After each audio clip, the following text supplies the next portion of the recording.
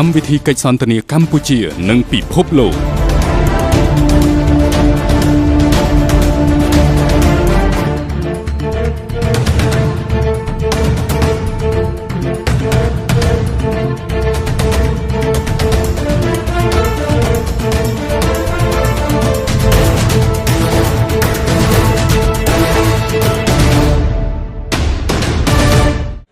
Good evening, Excellency, ladies and gentlemen. Welcome once again to Cambodia Global Dialogue of Southeast Asia TV.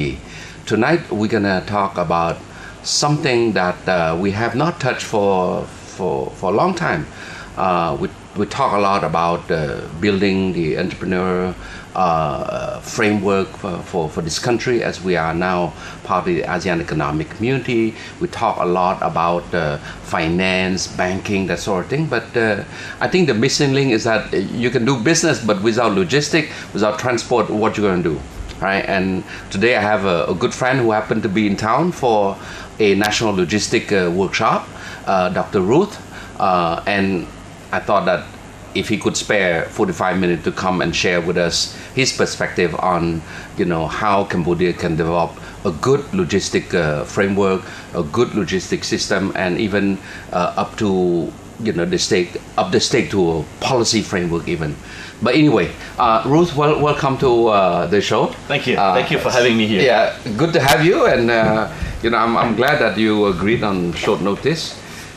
Difficult like hell to reschedule all the people so that we can have our show. This is important. I think we need to get the message across. Yes. But anyway, before we start, maybe I give you a few minutes so that you can tell the audience a bit about your background, and everything. Go ahead.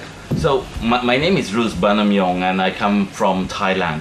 I work at a university called Thammasat University, where I'm a faculty there. And I teach, I do research on logistics, supply chain management, multimodal transport. In fact, I work a lot in the region on logistics issue. It seems like it has become a very popular topic. A lot of the government, a lot of the private sector is saying that logistics is very critical for the competitiveness of the country, but the challenge is how do you move forward in terms of logistics from a national perspective. So I've been working with numerous governments in the region and trying to help them better understand how they can move forward, how they can frame their policy maybe more targeted than just building new roads or building a new airport, which is important, but it is not the full picture of logistics. Ruth, you work quite a bit with most of the international financial institutions, Yes. World Bank, ADB, and we work quite a bit sometime also with the Mekong Institute, yes. right? Yeah, which I have a very good component on logistics. But anyway, before we delve into logistics in itself, I want to just provoke a bit for the sake of our discussion that, it's a lot of confusion. People throw the word logistic just like that, intermodal, transport, but I don't think many have a clue the difference. Perhaps you can give a definitional sort of like angle on what you see logistic in the context of today's economy, for example. Okay, so basically when we talk about logistics, and I think this is where it's very confusing. First of all, it is a management concept. So when you start talking about it from a policy perspective, Yes. it gets very fuzzy. So we need to go back to the foundation. Because logistics is not the government who do it. No. It's the company who do it. It's very important for the businesses. Logistics is a support function. And that support function, the role is really about managing the flow, managing the storage of goods, information, and services. Yes. And you do logistics to serve the requirement of the customer. That's the most important part in logistics. Yes. So if you were to look, for example, at marketing, when they talk about the 4 Ps, Yes. they say, okay, you have the product, then you have the price, you have the promotion, and you have the P, place.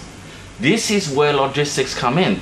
The logistics come under the last P, place. Place. Okay. And when you look at the competition today, from a private sector, firm perspective, products, they're quite similar, right? Promotion, well, they seem to be copying each other. Pricing is not so different. So where is your last battleground? It's in logistics. Your goods have to be there at the right time, at the right place, Yes. in the right condition, and at the right price. Right.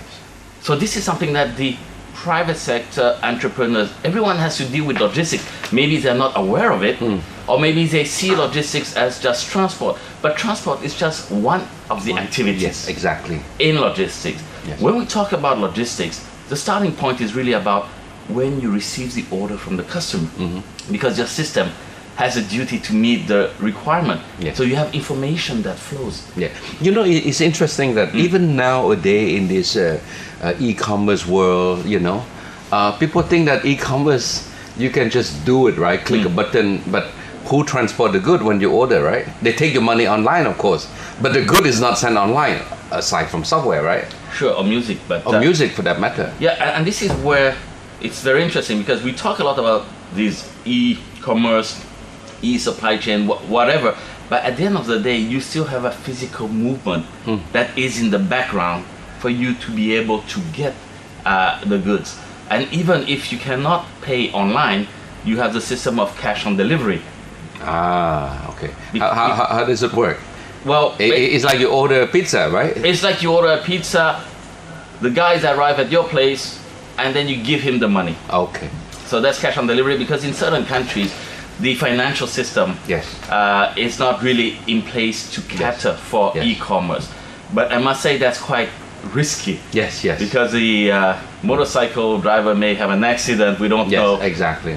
But so logistic can be so micro to a very macro also.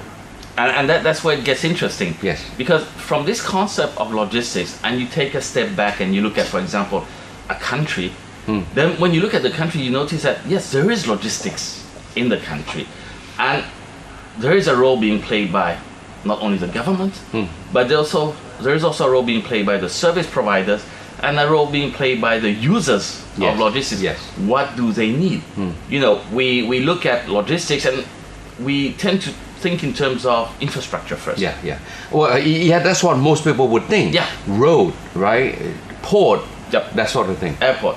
But then you need to think in terms of, you have the road, but you have the rules and regulation Yes, yes. so that the vehicles can go on the road, they do not destroy the road. Yes. And you have the safety, you have the security Yes. that Yes. is involved. Yes. So this is a part that tends to be overlooked. When I compare this, I say, yeah, the infrastructure is a bit like the hardware of a computer system, Okay. but then you need the operating system, Okay. the OS. That's all the Yeah. rules and regulations. Yes. And based on that OS, you have service providers coming in. And these service providers will be providing different types of services. Yes. But the type of services that they can offer will depend on the infrastructure, Yes. and will also depend on the rules and regulations. But this is where the macro side kicks in, Yeah. because the hardware private sector don't do it. I mean, the government do it. The rule and regulation, the government do it. So how do you see, you know, a country, for example, you know, in ASEAN, you know, we have different size, different level of economic development. How do you, I mean, you've probably done a lot of benchmarking, you know, where does Cambodia fit in terms of the World Bank? I think they do an index, right? Logistic Performance. Yeah, performance index, right? Index, yeah. Yeah, where do we fit? Okay. First of all, a lot of the governments, not just in Southeast Asia, but around the world, like to reference this World Bank Logistics Performance Index. The only problem is it is not really a performance index. It is a perception. Perception. It is a perception right. index. Okay. So we always have to be very careful. Yes. Because every 2 years, rankings will come out, and you know, all the governments are waiting, excited. Have I improved or Yes. have I gone down? Yeah. But the reality is that the ranking doesn't mean anything. Yes. Because it really depends on the respondent. Yes. And the respondent that, for example, are assessing Cambodia are people outside of Cambodia Okay. that are dealing with international logistics, international trade issues in Cambodia. And for example, if they're faced with a particular problem, then they will give a low score. Yes. So it's a perception. It's a perception Yes. index. But if you look at Southeast Asia and you look at Cambodia, I would say from the result of the World Bank, Cambodia is part of the same group as Vietnam, as Indonesia, Okay. as the Philippines. Okay. So when you look at it that way, it's not that bad. It's not so bad. Yeah. But if you look at the ranking, there's 150 countries. So it's more spread out. Yeah. You're right. But if you see yourself that you're in that group, hey, it's not that bad. Good. So I mean, so moving from perception to reality, those countries must have. I mean, people who are doing well, right? I mean, Singapore for sure, Malaysia, Thailand. I think you're among the top 3 who perform quite steady. In terms of ranking, yes. But if you really talk about the classification, Singapore and Malaysia are what we call logistics-friendly countries. Okay. Right. That's a terminology that is being used. Thailand, consistent. Consistent. It doesn't mean friendly. It means consistent. So at least the advantage with consistent, I would say that you know what you're getting. Okay, I got it. And the group with Indonesia, Philippines, and Cambodia is partial performance. So that means certain things are working, certain things are not working. So even in the ranking, not necessarily on the same. It's a different group. It's a different grouping. It's a different grouping. All right. And you have the last group, which is logistics unfriendly. Unfriendly. Okay. All right. So we're not doing too bad. But I mean, Cambodia is a post-crisis country 20 years ago. I would say we aside from traffic jam, we're making progress. But moving forward, right? You see the role of policy, of a strong policy in terms of ensuring that we on the right track in terms of developing a good logistics system. The first thing is that if we start thinking in terms of policy, the first question is how well do government understand logistics? That's probably the first part. And then the second part is, do we have some baseline data, actual data, not perception data, that tells us where we are with actual quantitative performance indicators? Because if you do not have that, it will again be based one on perception or anecdotal evidence, which is only here and there, but not necessarily systemic. Okay, all right. Well, I think I would say that logistic pops up here and there in our policy discussion, but the last one that popped up quite prominently and in a systemic way is part of the industrial development policy. That the government launched last year, 2015-2025. And here, clearly, the role of logistic matter. So I think in this case, the government appreciate that logistic play a big role in the competitiveness of a nation. I think it's more the why we did it, but now the how. And when you think in terms of the how you do it, the scope of the logistics policy has to be very clear. What does it encompass? Because when we say logistics, you have logistics for freight, for goods, but we can also talk about logistics for people. Like us coming over to the studio, being stuck in a traffic jam and trying to find I never thought about that. an alternative route. That's logistics also. I see. Because if you transpose into actual transport, are you saying that we could go to deep sea port Sinoville, or we can use the Mekong River to Kaimap? Yes, these are. You have a number of choices that needs to be made in terms of logistics. And one of the key challenge, I would say, from a government perspective, is that a lot of the infrastructure is shared, shared between passenger, people, and goods. Okay. But most of the policies that we have seen in the region around the world, they tend to focus on freight. On freight, but not on people. Not on people. Interesting. So again, it's a choice. There's no right, there's no wrong. Yes. Certain countries, they have policies for people logistics and then freight logistics. Certain countries have this big picture where they try to include even tourism logistics in it. So it's a choice of the scope first. But traditionally, when you talk about logistics from a national level, the main emphasis is on freight, because freight is also seen as one of the main culprit of many of the issues. So you need to improve the flow of freight. You need to make it faster, more reliable, less costly. Yes. And these are some of the key objectives that you try to achieve. But the government in itself cannot do it. They can only provide the environment. Yes. Okay. I think that's a good time to stop. and when we come back, we can expand a bit further on how do you see Cambodia putting in place a sort of like a policy framework with the right stakeholder, and hopefully in a few years from now, we can claim, right, or perception-wise, that we will have, a good logistic framework. And a few years down the road, we can say, not perception, right, in actuality, that we do have something that works. Okay, we take a short break. Sure.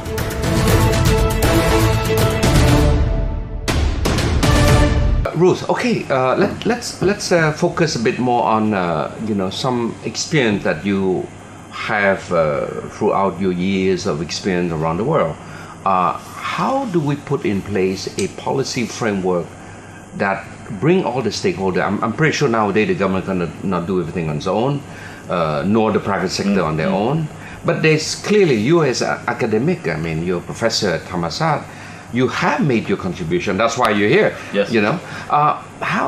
Share us a bit, the experience in different countries, not necessarily only in Asia, Sure. but we want to also hear perspective in Europe, because they are also quite advanced, if not pioneering in that side, right? Well, tell you the truth is that when you look at how a country can look at logistics and start thinking in terms of how we can improve the logistics in a country, government on itself cannot do, private sector cannot do. It's about having this partnership, in fact, between government and private sector, which we hear a lot, but you need to add a third party, which is academia. Okay. The research, because we don't have a conflict of interest. We're here for research, look at innovation, how we can improve. And very often academia plays the buffer between the government and in the what private way? sector. In what way? Because if you look at the private sector, which is very correct from the perspective, they have their need that needs to be addressed. Yes. If there's any issue, it needs to be addressed. And they will push for that. And they will push for that. Yeah, okay. From the government side, yes, they may listen to so many issues, they don't know where are the priorities, and the person who may be more vocal may get a better response from the government. Yeah. So that needs to be moderated. Yes. Because we need to look at it from a public service perspective. Yeah. Because in fact, logistics is public good. Yes. And this is where the challenge is. So you need to have someone that is independent enough to say, okay, this is reasonable, we understand the limitation from the part of the government, so how we can work together so that overall at the end we can cater to the majority, to almost everyone. It may not be what the private sector wish for, it may not be fast enough, but at least the movement is in the right direction. And this has been the experience of the Netherlands. Ah, okay. And they call this model the triple helix model. Helix, you mean? Three, intertwining. Yes. Helicopter. Yes. Okay. And it's very, very interesting because you institutionalize this relationship. I know that in many countries in the world, the discussion at the moment is still between just how do we get the public working with the private sector. Okay. So what we're saying now is that if you want to be able to innovate, if you want to be able to be sustainable, you need the input of a third party. Okay. And the role of the third party is really just to say, okay, we do research with the private sector, we do research with the government, okay, and then we try to come up with something that can help support the direction in terms of logistics development that a country decides to be. You know, from a logistics perspective, many countries in the world are basically stating their logistics capability. Okay. Like the Netherlands are saying, yes, we are the main entry or the main gateway into Europe.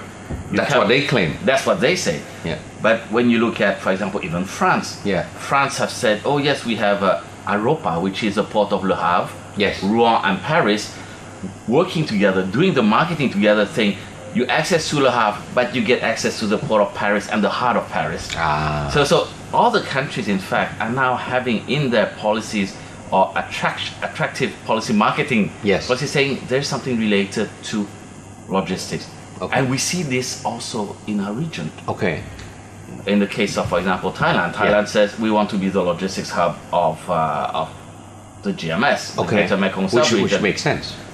Yes, but you look at Myanmar. Myanmar say, oh no, we are the hub because we are linking the subcontinent. Yes. And the GMS. Yes. And you have Laos in the middle, yes. who says, oh, from landlocked to landlink. Landlink, yeah, so you're right. Everyone is having these ideas. Even Positioning. Malaysia is saying, oh, we are the load center, whatever that means. No, whatever it is. We are the load center in Southeast Asia.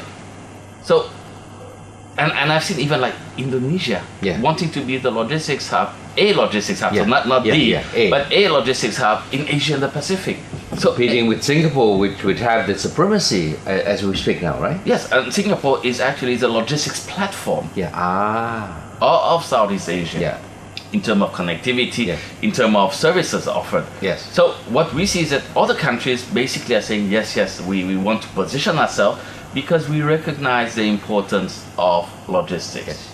And having, reliable logistics is something that is very, very critical. When we talk about logistics, the main emphasis tends to be the cost. I see. People complain. Oh, the expensive. cost, it's expensive, it's too high. And usually what I ask is, okay, if you say it's too high, how much is it? And then you start having a blank face. Say, oh, but we don't really know, but we know it's too high. Okay. This is where academia come in. Okay, so let's do a study. Let's try to find out. What's the logistics cost? Does time matter in this equation? Yes. When you look at logistics performance, there are basically three dimensions that needs to be considered. The dimension that most people talk about is cost, right? But you need to consider time, and you need to consider reliability. These three together reflect the overall logistics performance. And the logistics performance itself is driven by the type of goods. Because perishable will require different logistics than maybe the electronics or like building materials. So here in this case, and I think this is where it gets a bit dangerous, is that if you do a logistics policy that is generic, in fact you're not helping. Why aren't you helping? Because it needs to be sector specific. Because the requirement of the sectors are different. I mean, we haven't talked much about air connectivity or air transport, but I think as we move toward what we call the fourth industrial revolution, this IT, this sort of thing, a lot of these, I would say, high-end products are very time sensitive. So they cannot wait for cargo or truck even. It's air transport, right? So you're right. I mean, the more you talk about it, it's quite clear that it's hard to have a national logistic thing when you have air, road, railway, inland waterway, that sort of thing. So are you saying that we should have subcomponent of that? So, and then at some point there's some interlinkage? What is important is you have an overall framework which is critical because that sets the scope. And then within that framework, you need to think about multimodal transport, the connectivity between the various modes of transport, and some key specific logistics requirement for key sectors. Because a country, when we talk from an economic perspective, we talk about competitive advantage. The country is not competitive in all of the things that it produces. So you need to focus so that you can have the right logistics system, the right logistics facilities for those types of products. The logistics for rice, for example, is very different from the logistics for electronics. But rice is considered a key product for Cambodia. You have the best rice in the world. Congratulations. But how do you get access to the market? At a competitive price. At a competitive price. On time, in a reliable manner. Exactly. Because moving from commodity to manufacturing, it's very different in terms of logistic issue. The handling, the bulk cargo, containerized cargo, pallets. You go on the airplane, it's a different type of unitization. So it's very much product specific, and the product will drive how logistics should be. So I mean, when you say here, the more you talk about it, I realize that the role of academia is very important in the country. Thammasat have a special program on that, no? Yes, we have a department. We've been graduating students for the past 20 years. Wow. On logistics. On logistics, and focus is on international logistics, because you have domestic logistics, you have transport logistics, you have trade logistics. We are focusing on international logistics, and I would say that our graduates have been, I think, helping the logistics sector, not just in Thailand, but also in the region, working for the large multinational, but also setting up their own companies. Oh, that's great. Maybe that's something that Cambodia should have. Is somebody should invest into a private institute on logistics or something like this. And there are two levels. When we talk about logistics, you have the white collars, the management, the planners, the analysts, and then you have the actual people on the ground in the warehouses, the drivers, which is very critical. We tend to overlook them. We tend to overlook them, but then driving forklift is not easy. And you need to have certain standards. You have safety, you have security standards for it, or even a truck driver. I know for a fact that in the region now it is becoming more and more difficult to find a truck driver. Wow. And a good truck driver can get a very good salary. In Thailand, starting salary for a truck driver is 1,000 US. Wow. Okay. Because they cannot find. I tell my students, instead of working at the university, study at the university, why don't you go and drive? Because that's just the base, and then you get some extra incentive. That we move up, And even the truck manufacturers, very interesting, is that they see that it's getting more difficult, so they're looking at a new type of truck driver, which are, from a gender perspective, women drivers. Oh, interesting. To do like the urban. They're more gentle. So they're less aggressive. That's what I'm trying to say. So the clutch they're working on is automatic. Automatic clutch. Yes. So you see that there is a shift. I went to Singapore, and what I found fascinating with the trucks there, so they have the GPS. They're all familiar with the GPS, but it's in 3 languages. You can speak. You can. It's in 4. So you have Chinese, English, Chinese, Bahasa, Tamil. Wow. Now that's this is what I love about this fourth industrial revolution, right? IT kicks in. And then it create new business model. It create new employment, a new app. It's quite interesting. But I think from the perspective of policy, let me just recap a bit. Right, there is a clear need to have the government on one side, the private sector as an actor, and the role of academia to help temper the interests of both of both parties. Right, but we just add another dimension that you probably said without realizing it, is the need to have the capacity of the actor, which is people who are in the actual transport, delivering this sort of thing. So it's quite a multi-stakeholder dimension. Multi-level, multi-dimension. That's quite interesting.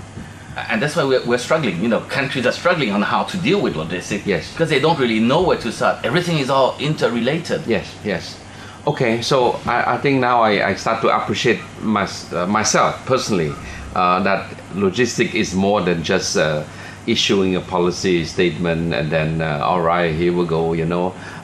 We set the direction. The private sector will just grab the opportunity and run. Right. So okay. But what else can you share in terms of best practice in the region? Does some country have a national logistic system or policy, or do they have just a transport policy? How integrated, how comprehensive are they, or should it be? Well, like I said, is that now governments in the region have started to realize that logistics is something important, and they are looking at working on developing national logistics policy. The challenge is, where will that logistics policy be hosted? Yes. Who is in charge of logistics. Yeah. And from a government perspective, that's very difficult because logistics activities are spread out, are fragmented between the various ministries. Yes. So this is where the institution becomes important. Yes. That you need to have like a central body that has authority over all the key agencies that is able to coordinate the various agencies. Ruth, I think it's a good time to have another break, but when we come back, let's expand on the challenge.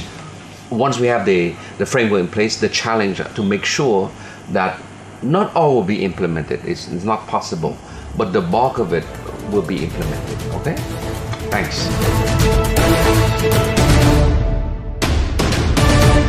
All right, let's focus on the challenge. Of course, most of the time, problem happen, things didn't work out, not because of bad intent or lack of will. I mean, we all have good heart. Every people want to see their vision translated, but things got delay, stop, deviate, derail. Well, in logistics, it will be derail. Or off the road, right? But what do you think would be the key challenge that would hamper the good implementation of a good logistic framework policy? I would say that the key challenge, first we need to start with the direction of the plan first. The objective needs to be very clear. What do you want to achieve in supporting, in developing logistics in the country? Yes. Because logistics is a support function, normally it has to be aligned with the national development plan. Okay. Or in this case, the industrial development policy. Development policy. In that case, that is really the starting point. Because if the starting point is wrong, and you start thinking of doing logistics for the sake of logistics, then you'll be completely lost. So you need to have a clear direction from a national perspective, and then logistics will come in and support that direction to enable these service linkages between the various actors. And with logistics, there's another term that also appears, which is supply chain. Yes. We talk a lot in the context of ASEAN Economic Community, supply chain, production chain. Yeah, the production network, and that confuses people even more. Right? So when we talk about supply chain, it's really how you link the logistics of the. Is that different than chain. Production chain?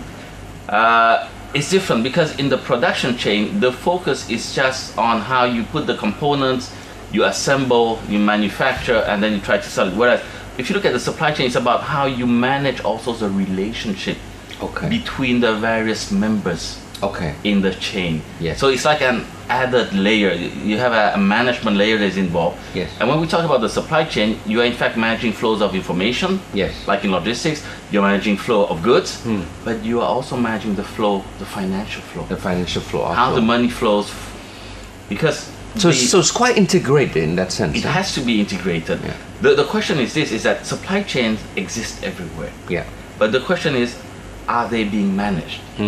Okay. So that's why when you talk about supply chain, it's really more about the management. The management. And the focus of the supply chain, it's about meeting the requirement of the consumer. Yes. Because the consumer is the one who is actually giving money to all the members along the chain. Along the chain. So in the discussion today, we don't say firms compete anymore. That's finished. We say supply chain compete. Okay. All right. So that's a key part. But if we go back from a policy perspective, trying to deal with supply chain is even more complicated. So this is why when you look at the definition of logistics itself, logistics says very clearly it is part of the supply chain. Logistics is the thing that enables the connectivity between the various actors in the chain. So in this case, when you say logistics, you need to think in terms of, okay, what is the industrial plan, for example? Yeah. Because in the industrial plan, you need to look at how the various investors will look at where they're going to invest, what type of industries they're going to do, and how are they linked. Yes. I think one of the great examples is the automotive industry. Which Thailand is basically the main production hub, no? Assembly hub. Yeah. And what is interesting now is that you're seeing the emergence of suppliers. Yes. in Laos, In Cambodia. Yes, yes. and then still delivering to Thailand For on assembling. a just-in-time basis. Just-in-time basis, yeah. So what you see happening now, and especially this is because of the AEC, Yeah. the ASEAN Economic Community, Yeah. is that with this single market, this single production base, it doesn't really matter where you are. You will be using the competitive advantage of each country. Each country, yeah. But then certain location will be selected for the final assembly, and then you will have distribution both regionally and around the world. Yes, yeah, around the world.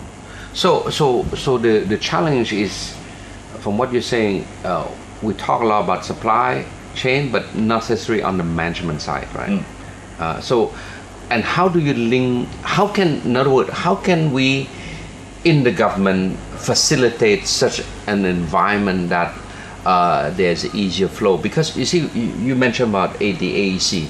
AEC again is cross-border. Yes. You have the national challenge, but you also have the cross-border challenge. Are we doing quite a bit on, for example, the CBTA, right? The cross-border. The cross-border transport agreement, this is transport at agreement. GMS, Greater Mekong Sub-Region. Yes, led. It's a long while, no? It's a long while. It has been signed, it has been ratified, but this is probably one of the biggest weakness that we have as a region. Is I think we're very good at signing and ratifying, but we're quite weak at implementing. Because probably there's some national interest involved. There's also some legislative limitation. I see. Because each country is different. Yes, yes. So you cannot blame the countries for being slow. Yeah. They have to go through their own process. Yeah. But if you look at the challenges here, is that, let's say Cambodia, Thailand, Vietnam, in fact we're suffering from a similar problem. Is that you have the CBTA, which is GMS, but you also have ASEAN agreements. Yes. So how does the two get reconciled? They are not reconciled. So that means you have one hardware but different operating system. So the challenge now is on the officers. Yes. Because they don't know. Under which which document are you using? Yes. And you also have bilateral agreement. Yes, you're right. So you have many different levels, and it's like what we call in free trade, right? This bowl of noodle, different rule origins. Yes. So this is the case, and this is very complicated. Yes. And you cannot expect an officer at the border to know all of this and to know how to process it. So when they don't know, what do? They go back to national. Yes. Because at least that's the safest. It's the safest. It's the safest one. Okay. It's the safest one. You see the role in this whole process that I just said about more the role on how the government can facilitate, but private sector nowadays are big. They have more access to resource. They are modeling around because many are transnational, multinational. So knowledge, finance is not an issue. Where do you see their positive contribution in part of this this helix thing here? Well, the private sector, they are in fact dealing with logistics issues. They need logistics.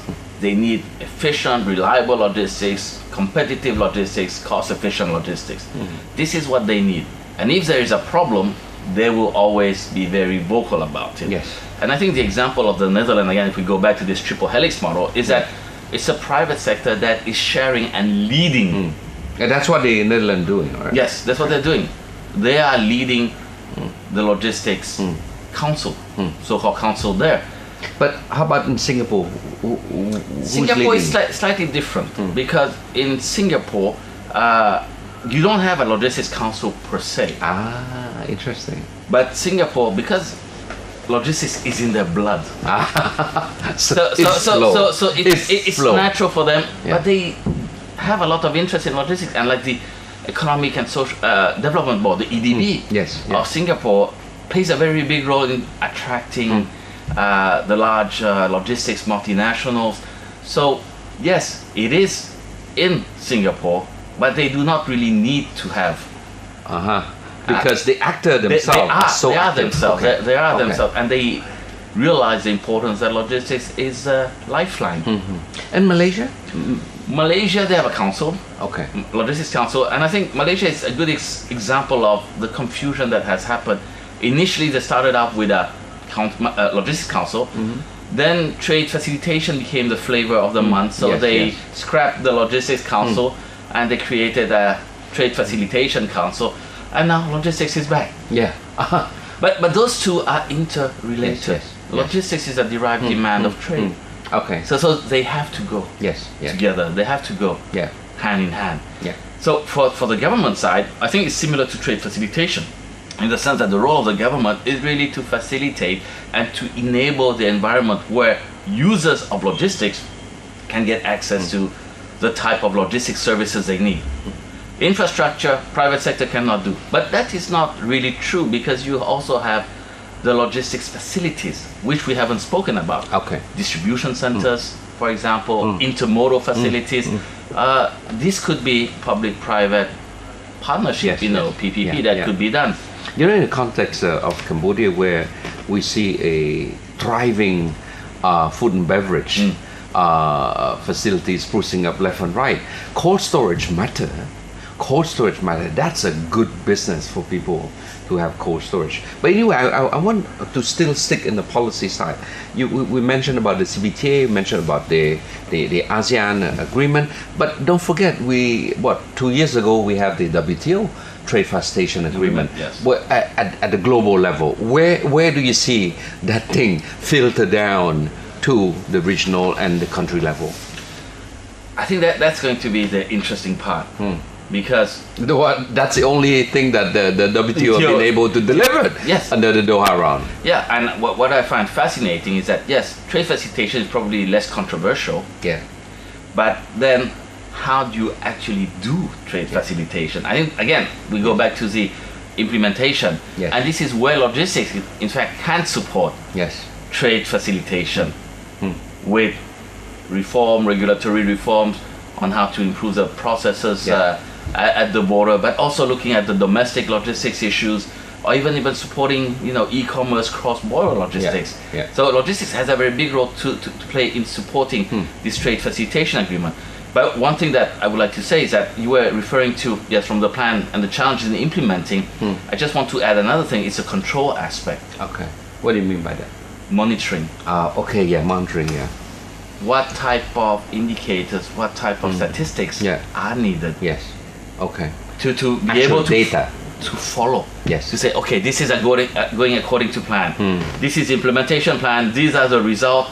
Yes, is it okay? Yes. Is it not okay? So that you have red flag coming up, and then you can All right. you can go back. So you need a holistic, the whole picture.